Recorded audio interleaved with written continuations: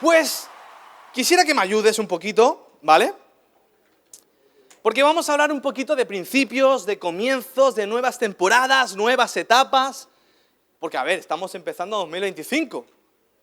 Y creo que es un tema, pues, acorde en la temporada en la que estamos. Entonces, quisiera que me pudieras acompañar, que me pudieras, primero de todo, ayudar un poco. ¿Puedo contar con tu ayuda? ¿Sí? Vale, vamos a usar un poquito la imaginación, los recuerdos. Vamos a tirar un poquito de nostalgia. ¿Vale? Quisiera que por un momento pudiera recordar aquel momento, aquella etapa, aquellos años en los que te viste obligado por circunstancias ajenas, en muchas ocasiones, a salir de tu patria. ¿Cómo fueron aquellos años en cuanto te dijeron, tienes los documentos, tienes los permisos, tienes todo para poderte ir a España? Era una mezcla de sentimientos quizás, ¿no? Incertidumbre, añoranza, tristeza, esperanza, ¿qué me voy a encontrar? Voy a dejar a papá, voy a dejar a mamá, hijos, hermanos. Fue un momento duro realmente, ¿verdad? Fue un momento en el que estabas con el corazón en la mano y sabías que tenías que dar ese paso, pero no era fácil. No era nada fácil, ¿verdad? Quisiera que por un momento pudiéramos hablar en esta tarde de hoy de un grupo de personas que también se vieron en la obligación de salir de su patria. Pero en este caso ya saldrían, pero aquella patria que conocían estaría totalmente destruida. Aquellos judíos que a causa de su pecado constante vieron la destrucción de sus hogares, de sus trabajos, de la vida de sus familiares, y a causa de ello tuvieron que verse en la obligación de emigrar a otros pueblos. Muchos de ellos tuvieron que estar en la obligación de ser secuestrados por Babilonia. Así que si me pudieras acompañar a Esdras capítulo 3, vamos a empezar ya con la predicación, empezamos fuerte. Esdras capítulo 3, versículos del 1 al 3 y luego pasaremos al 6, la nueva traducción viviente, ¿vale?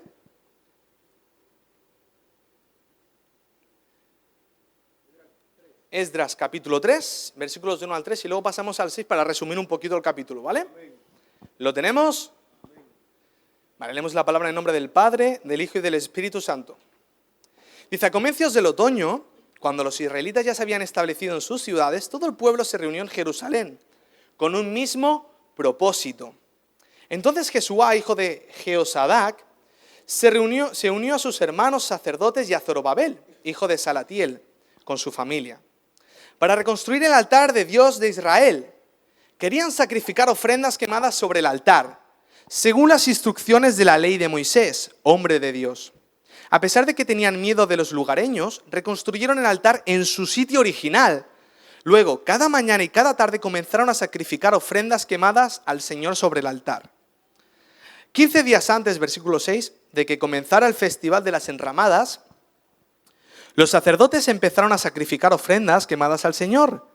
Y esto ocurrió aún antes de que comenzaran a echar cimientos del templo del Señor.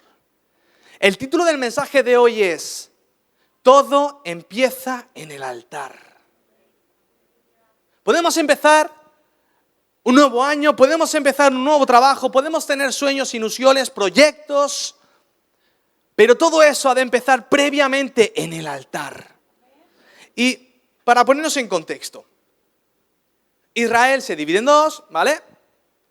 Los reinos del norte, que son 10 de las 12 tribus, constantemente pecan, Dios manda profetas, mensajeros, los llama al arrepentimiento, ignoran a Dios, ignoran a los profetas, siguen en la idolatría, hasta que finalmente viene Asiria, los conquista y los destroza. Pero los reinos del sur, Judá y Benjamín, aun viendo el desastre que se ha ocasionado en los reinos del norte por su pecado, por su constante indiferencia hacia Dios, y aun recibiendo también sus propios profetas que los amonestan, confrontan y los llaman al arrepentimiento, siguen pecando. ¿Qué ocurrió? Que el 586 a.C. hasta el 587, un constante ataque de Babilonia hace que Jerusalén caiga a manos del rey Nabucodonosor. Nabu para los amigos. Pero no solo eso. Nabucodonosor destroza las murallas, quema las puertas, roba el interior del templo del Señor. Todas las copas de oro, todos los utensilios de plata, todas las grandes cosas que tenía el templo, calculado a día de hoy, ojito al dato, entre 5 y 8 millones de dólares. Ya solo con que una copita de oro de esas valdría lo suyo ahora mismo. Y no cualquier oro. Las casas destruidas, todo fuego, humo, la gente asesinada. Secuestraron a la juventud, a los más capaces, a las élites, a los más preparados, a los que serían la generación del futuro. Se los llevaron cautivos a Babilonia, entre ellos a Daniel y a sus amigos. Lo que era la gran Jerusalén, destruida por doquier. La ciudad de paz, donde miles y miles de peregrinos de todo el mundo se reunían durante las fiestas judías. Aquella ciudad que se llenaba de jolgorio, alegría, fiesta. Ahora había sufrimiento, llanto, desesperación y finalmente silencio. En medio de esta situación pasan 70 años y hay un grupo de judíos que están en Babilonia viviendo, residiendo, haciendo sus vidas. Y en este caso la Biblia nos da a entender que no vivían como esclavos como era el caso de Egipto. En Egipto estaban condenados a trabajos forzados, a construir pirámides y todo aquello que se le ocurriera al faraón. Estaban condenados a trabajar largas jornadas debajo del sol, con latigazos, castigos físicos. Pero en este caso, por lo que podemos ver en los escritos de Jeremías, entre otros, podemos ver que el pueblo de Israel tenía algo de libertad. No sabemos hasta qué punto, pero podían tener hogares, podían casarse, podían tener familia, podían tener propiedad privada. Y aún y así, habían pasado ya los 70 años de cautiverio. El profeta Daniel dijo que tras 70 años por fin volverían a Israel, a Jerusalén. Y ese fue el momento. Por fin podían conocer aquella increíble ciudad que sus padres, sus abuelos les habían contado. Podrían disfrutar de libertad plena. Así que, dirigidos por Esdras como sumo sacerdote para reconstruir el templo, Zorobabel, que condujo al primer grupo de 42.360 judíos, se fueron rumbo a Jerusalén y empezaron a construir los cimientos del templo. Pero quizás pienses, ¿qué tiene que ver esto conmigo? ¿Cómo lo puedo aplicar en mi vida? Yo no me he ido a Jerusalén. Yo no he salido de Babilonia. Mira, Babilonia no era un lugar feo. Siempre se presenta a la gran Babilonia como un lugar de pecado, vale, sí, la Biblia habla metafóricamente de la gran Babilonia como un lugar de tentación, de depravación, de pecado, pero la ciudad era bonita. La ciudad era muy bonita, de hecho era una de las antiguas maravillas del mundo. Si podemos ver una foto, imagen 1, por favor. Eso no es bonito. ¿Quién quisiera un palacete ahí con vistas al río? ¿Es Marinador? Se queda, vamos. Se queda, pero a años luz de distancia. El próximo retiro lo hacemos ahí. Era precioso. Mira los jardines colgantes, las fuentes, los canales, las cascadas. Si eso existiera a día de hoy, tendría placas solares. Además. Pero tuvieron que dejar esta maravillosa ciudad, entre comillas, hablando estéticamente, no me malinterpretes, para ir a Jerusalén. Pero es que en Jerusalén se encontraron con esta otra realidad. Imagen número 2. Una ciudad devastada. Una ciudad en ruinas, donde solo había rocas, polvo, arena y animales salvajes deambulando como si fuera su propio hogar. ¿Cambia o no cambia la cosa? Empezaban con una expectativa, pero llegaron al lugar y se encontraron con esto, con ruinas. Empezaba un nuevo capítulo del pueblo de Dios, pero el escenario, la escena, el lugar, era caos. ¿Quién quisiera formar una familia en ese sitio? ¿Quién quisiera montarse un negocio en ese sitio? Así como lo ves. Pero ¿sabes una cosa? Quizás puede ser que ese sea a día de hoy tu vida, tu entorno, tu contexto. Que mires por donde mires, hay ruinas, hay rocas, hay desolación, parece que no hay ni siquiera vegetación, vida, expectativa, proyectos, sueños, ambiciones, nada. Que solo hay desolación. Un valle de sueños rotos, de anhelos destruidos, de proyectos que no llegaron a cumplirse, sabiendo cómo te gustaría que fuera tu vida, sabiendo cómo te gustaría y deberías ser, pero no eres ni tienes. Un valle de sueños destrozados. Esta fue la situación que se encontró Israel, los judíos, cuando regresaron de Babilonia a Jerusalén. Así que podían hacer tres cosas. Regresar a Babilonia y vivir medianamente cómodo en esos jardines colgantes. Podían quedarse y vivir amargamente el resto de su vida. O bien, podían ponerse a trabajar en fe, no viendo ruinas, sino viendo una ciudad gloriosa de nuevo, por la gloria y gracia de Dios. Podían hacer estas tres cosas. Entonces, gracias a Dios, como dice la Biblia y su palabra, decidieron tomarse la tercera opción. ¿Y qué fue lo primero que hicieron? ¿Qué es lo primero que podemos aprender de este grupo? Primero, priorizaron el altar. Y lo priorizaron incluso antes que su propia protección, porque no estaban solos. Habían un montón de pueblos, un montón de naciones a su alrededor que estaban atentos, que estaban vigilando a ver qué hacían, que se sentían amenazados por ese grupo de judíos que se estaba estableciendo allí. Porque recordaban, la historia, los libros nos dicen que su Dios hacía maravillas. Ojitos se establecen y nos generan problemas. El mismo versículo 3 dice que tenían miedo de los lugareños.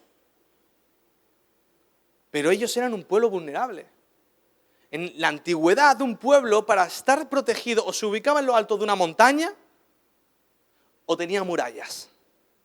Pero ¿cómo estaban las murallas de Jerusalén? Destruidas. Totalmente devastadas. Estaban en completa y absoluta vulnerabilidad. Apenas eran 42.000. Ya cuando se juntaron un par de pueblos de alrededor, la guerra estaba ganada. A ojos humanos. Pero ellos dijeron, no.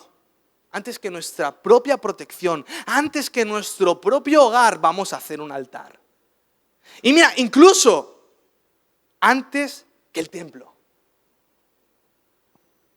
Era tanto el peligro que tenían que Nehemías nos dice lo siguiente, en Nehemías 4, 16 al 18 dice que desde aquel día la mitad de mis siervos trabajaban la obra y la otra mitad tenía lanzas, escudos, arcos y corazas y detrás de ellos estaban los jefes de toda la casa de Judá. Los que edificaban en el muro, los que la acarreaban y los que cargaban, con una mano trabajaban en la obra y en la otra tenían la espada. Porque los que edificaban cada uno tenía su espada ceñida a sus lomos. Y así edificaban, y el que tocaba la trompeta estaba junto a mí. O sea, imaginaos, para hacernos una idea, para que veamos el peligro que les rodeaba. Tenían que construir, esto ya fue luego cuando construyeron las murallas con Nehemías, con una mano picaban, con la otra tenían la espada. Un grupo vigilando, preparados por si venía el enemigo con arcos, flechas y lanzas, y otro grupo trabajando, pero aun los que trabajaban tenían su propia espada, por si tocaba pelear y defenderse. Este era el peligro. Y ellos eran conscientes, porque es muy fácil ser valiente y hacerse el listo cuando no eres consciente del peligro que te rodea, pero cuando sabes el peligro y lo afrontas, eso es valentía. Y ellos dijeron, no, aún antes de nuestra propia protección, aún antes de nuestro propio sustento, primero el altar. Y se pusieron a construirlo y claro, tú te piensas que cualquiera diría, bueno, pero a ver, vamos a construir primero el templo, ¿no? Vamos a poner las paredes de los atrios, o sea, del patio, a establecer el perímetro, porque el altar estaba en el patio del templo.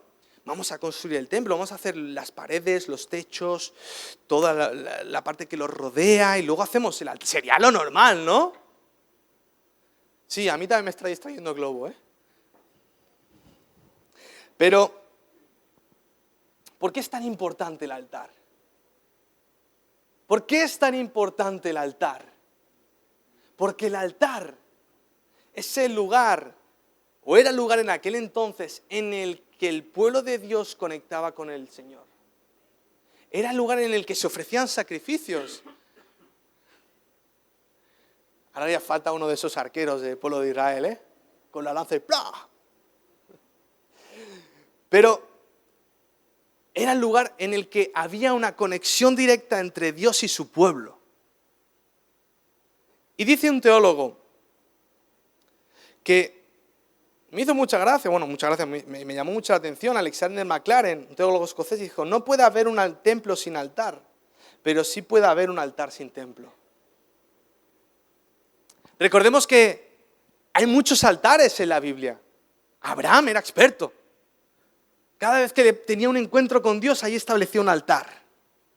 Cuando el pueblo de Israel cruzó el río Jordán, estableció un altar. Cuando Jacob también se encontró con el Señor, estableció un altar una y otra vez. Sin embargo, un templo, si no hay altar, no sirve de nada. Ellos entendían que empezaba una nueva etapa, pero también sabían que si el Señor no estaba ahí como máxima prioridad, no tendrían éxito. Parece ser que finalmente habían aprendido la lección. Y yo pregunto, ¿cuál es nuestro altar a día de hoy? Porque el altar en el Antiguo Testamento, concretamente el del templo, es así. Imagen 3, por favor.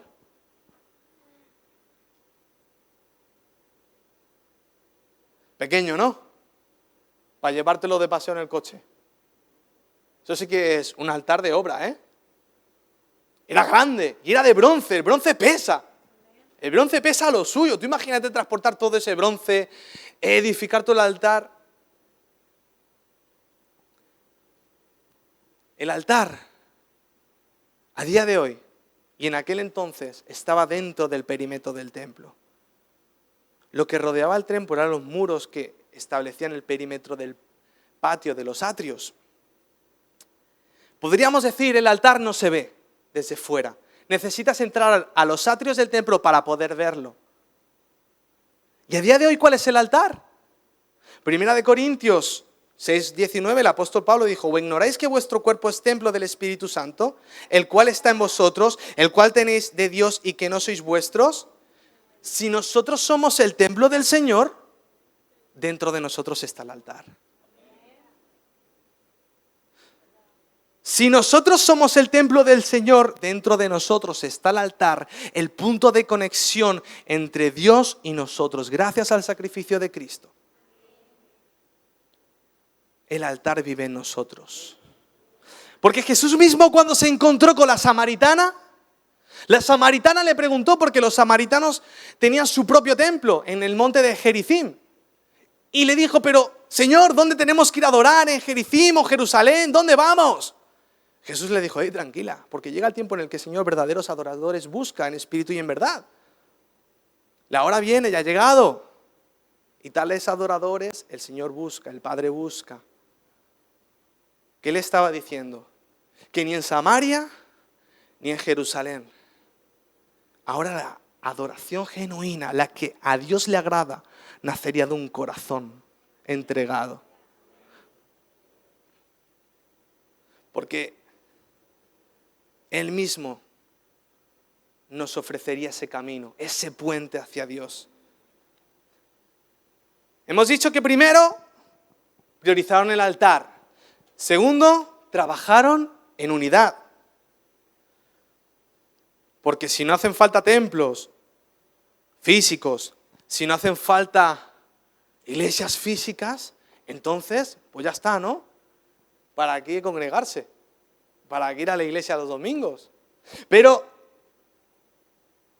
el versículo mismo nos dice, todo el pueblo se reunió en Jerusalén con un mismo propósito.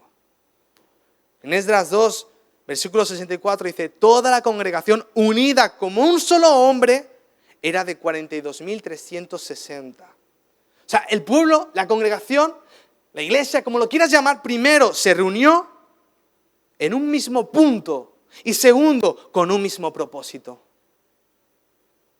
Y si vemos la Biblia hay un mismo patrón. ¿Qué hizo Dios después de haber creado todo? Crear una comunidad llamada familia. Pasaron los años. ¿Qué hizo Dios? Crear un pueblo a través de Abraham. Pasaron aún más años. ¿Qué hizo el Hijo? ¿Qué hizo Jesús? Estableció la iglesia. ¿Qué hizo el Espíritu Santo? Empoderó y equipó a la iglesia. Podemos ver la importancia que constantemente Dios, las tres personas de la Trinidad, Padre, Hijo y Espíritu Santo, los tres le dan a la comunidad, al grupo, a la unidad. ¿Qué decía Jesús cuando oraba por sus discípulos? Que sean uno, que sean uno. Porque un cristiano solitario tiene los días contados. Tiene los días contados. Pero vamos al tercer punto, a la tercera enseñanza. Dice que levantaron el altar según las instrucciones de la ley y en su sitio original. Todo lo hicieron según la palabra de Dios. Versículo 2. Querían sacrificar ofrendas quemadas sobre el altar según las instrucciones de la ley de Moisés. El problema es que en muchos lugares, aquí no pasa, quieren hacer las cosas a su manera. Y hay ciertas cosas que obviamente por los tiempos en los que vivimos se pueden, digamos, no cambiar, pero sí adaptar. Años atrás no había batería, no había guitarra eléctrica, no había teclado, había quizás un órgano, no habían sillas, habían bancas, íbamos todos así a la iglesia trajeados, con corbata, con camisa, con zapatos, era diferente. La música, los estilos musicales eran otros. Años atrás no habían redes sociales, no habían predicaciones online. Eso ha cambiado. Pero lo que jamás ha de cambiar es la base, el cimiento, que es Cristo y su palabra. Porque recordemos por un momento lo que ocurrió con los hijos de Aarón. El Señor estableció la forma de culto, la litúrgica que tenían que hacer con los holocaustos al detalle. Al detalle. Punto por punto. Pero vinieron los iluminados, los hijos de Aarón, que quisieron ser modernos, quisieron ser como estas iglesias emergentes, guays, ¿no? Quizás. Y ofrecieron un fuego diferente al que el Señor había establecido. ¿Cuál fue el resultado? Se quemaron al momento. Hasta tal punto, tan fue su fracaso, que el Señor les prohibió que hicieran luto por ellos, por esa desobediencia. Y ahí podemos ver la importancia que el Señor le da a su propia palabra, a sus propias instrucciones. Todo lo que hagamos a la manera del Señor. Podemos evangelizar por las redes, TikTok, Instagram. Podemos tener instrumentos modernos como los que tenemos ahora, podemos decorar, podemos amueblar la iglesia de una u otra forma, pero todo lo que sea a la palabra del Señor. Las bases. Porque haciendo las cosas a la manera de Dios es donde hay éxito. Salmo 1, versículo 2 al 3 dice, sino que en la ley de Jehová está su delicia, y en su ley medita día y noche, será como árbol plantado junto a las corrientes de aguas, que da su fruto en su tiempo y en su hoja no cae. Y todo lo que hace prosperará. ¿Cómo? Meditando la palabra del Señor y haciendo las cosas a la manera del Señor. Y cuarto y último punto. Este grupo estaban expectantes a lo que Dios iba a hacer. Pero algo extraño ocurrió cuando acabaron de edificar el altar, cuando por fin habían puesto los cimientos del templo. Si me acompañas en Esdras 3, del 10 al 11, en la Nueva Traducción Viviente, dice: cuando los constructores terminaron los cimientos del templo del Señor, los sacerdotes se pusieron sus mantos y tomaron su lugar para tocar sus trompetas. Luego los levitas descendieron de Asaf, hicieron sonar sus címbalos, para alabar al Señor, tal como había establecido el rey David. Con alabanza y agradecimiento entonaron el siguiente canto al Señor. Él es tan bueno, su fiel amor por Israel permanece para siempre. Luego todo el pueblo dio un fuerte grito, alabando al Señor, porque se habían echado los cimientos del templo del Señor. Hubo una gran fiesta. Hubo una gran celebración. Habían esperado 70 años por este momento, por ver por fin los cimientos del templo edificados. Y porque eran conscientes de que eso solo era el principio, de que había mucho más para ellos, de que serían partícipes, no solo testigos de ver la gloria de la ciudad de Jerusalén. Ellos habían sido los constructores de aquella ciudad. Habían participado. Pero la historia sigue y el siguiente versículo es donde viene lo raro. Sin embargo, muchos de los sacerdotes, levitas y otros líderes de edad avanzada que habían visto el primer templo lloraron en voz alta al ver los cimientos del nuevo templo. Los demás, en cambio, gritaban de alegría. Los gritos de alegría se mezclaron con el llanto y se produjeron un clamor que podía oírse a gran distancia. O sea, hubo otro grupo insatisfecho que habían visto en su niñez cómo era aquel gran primer templo, el que edificó Salomón, que habían visto, jugado, paseado por las calles de Jerusalén. Pero ellos estaban atados al pasado, ellos tenían ese pensamiento, el presente y el futuro jamás podrá igualar al pasado que vivimos. Y eso creo que a más de uno nos pasa, ¿no? A veces, cuando nos rodean los problemas, las circunstancias, la enfermedad. Antes estaba sano, antes podía hacer tantas cosas y ahora no puedo. Antes vivía más tranquilo, lo tenía todo más asegurado. Y ahora, o sea, qué escena tan rara, ¿no? O sea, por un lado estaban los jóvenes celebrando, festejando, alabando al Señor, gritando de gozo. Y por otro lado estaban los llantos. O sea, ¿os imagináis esa escena? O sea, eso era un loquerío. Eso era una cosa, dice que se escuchaba de lejos. La gente que estaría pasando por ahí diría, ¿qué les pasa a esto? Pero a veces seguimos adorando, sirviendo, teniendo una vida devocional, pero sin frutos, aparentemente, sin cambios, sin mejoras. Pero el fruto comienza en la raíz. El fruto comienza donde no se ve.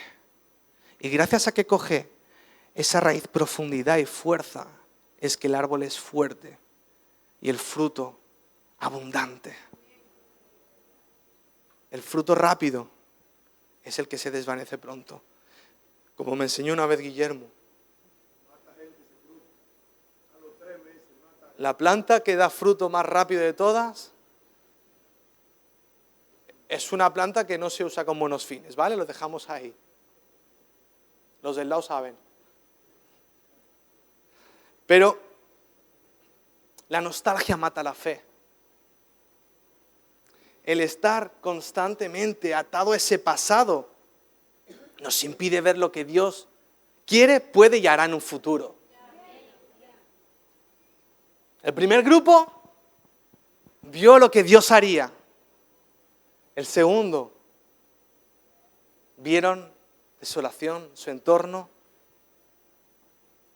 Pensaron, Dios ha hecho hasta aquí, Dios nos ha traído hasta aquí, nos ha liberado, ha hecho grandes prodigios, pero ya está, no hará nada más. En pocas palabras estaban pensando y creían eso del Señor. El Señor ya no hará nada más, ya ha hecho lo que tenía que hacer. Pero es que el Señor escucha esta actitud y no se queda callado. Ageo, podemos ver cómo el Señor responde. Ageo capítulo 2, versículos del 8 al 9. El Señor les dice esta palabra, dice, mía es la plata y mía es el oro, dice Jehová de los ejércitos. La gloria postrera de esta casa será mayor que la primera. Ha dicho Jehová de los ejércitos, y daré paz en este lugar, dice Jehová de los ejércitos. Pero es que por si no les había quedado del todo claro, vuelve a responderles de la manera siguiente. En Zacarías 4:10 dice: no menosprecien los modestos comienzos, pues el Señor se alegrará cuando vea que el trabajo se inicia y que la plomada está en las manos de Zorobabel. Las 7 lámparas representan los ojos del Señor que recorren toda la tierra. El Señor honra esos pequeños principios, esos inicios, esos primeros pasos. No sé qué será, pero el Señor hará.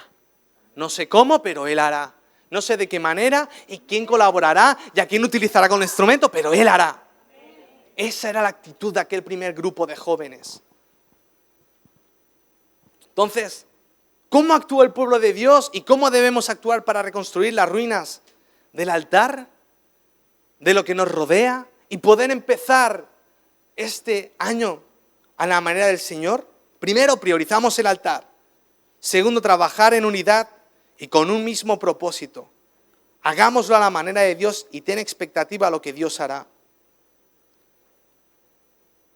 Porque aunque tu vida esté en ruinas y solo veas desolación a tu alrededor, el Señor creo que con esta palabra nos está diciendo a más de uno: levanta un altar y yo te levantaré. Y quiero preguntar para ir concluyendo: ¿qué harás si en 2024 hubo fracaso, hubo tristeza, hubo dolor, noticias que no esperabas, sueños que no se cumplieron, propósitos que no alcanzaste, un trabajo por el que no viste fruto? Este nuevo año 2025, ¿vas a resignarte? ¿Vas a tirar la toalla, dejar la fe? ¿Vas a vivir quizás con esa amargura, amoldarte a tus problemas? Porque hay gente que se amolda a sus problemas. Jesús se encontró con el paralítico y le dijo: ¿quieres ser sano? Y el otro empezó: es que nadie me lleva al estanque, es que no sé qué. Y Jesús le había dicho: ¿quieres ser sano? Y el otro en vez de decir: que estoy con Jesús, claro que quiero ser sano. O sea, llego a ser yo el paralítico y me levanto de un salto y digo: sí, Jesús, quiero ser... Ah, mira ya, me has sanado. Pero desgraciadamente hay gente que se amolda a sus problemas. Mi problema es una habitación cuadrada, yo me vuelvo cuadrado. ¿Es triángulo? Me vuelvo triángulo. Porque hubiera sido muy fácil vivir en la amargura el resto de sus días, todos los que allí fueron. Pero el Señor nos da la tercera alternativa, que es levantar los ojos al cielo para conquistar este 2025. Para la gloria de Dios, porque este puede ser tu año. Yo no soy profeta ni nada por el estilo, ya lo sabéis. Pero quién sabe. Pero sí que te puedo decir que si no haces nada, que si te resignas, que si abandonas, desde luego que la victoria no la vas a ver. Pero quizás si te levantas, si priorizas el altar y aplicamos lo aquí enseñado por su palabra, si es el tiempo del Señor, este 2025 puede ser un año de gloria. Porque todo empieza en el altar. ¿Amén, iglesia?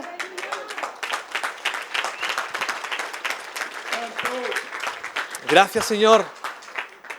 Muchas gracias, Señor, por este tiempo, Señor. Gracias por este nuevo inicio que nos has regalado. Porque nos sigue regalando la vida día tras día. Por tu misericordia, porque a ti te place que sigamos vivos. Porque cada día es una nueva oportunidad para ser más como tú. Gracias, Señor. Espíritu Santo de Dios, en este nuevo año te pedimos que por favor quites del medio todo aquello que estorba en nuestra vida.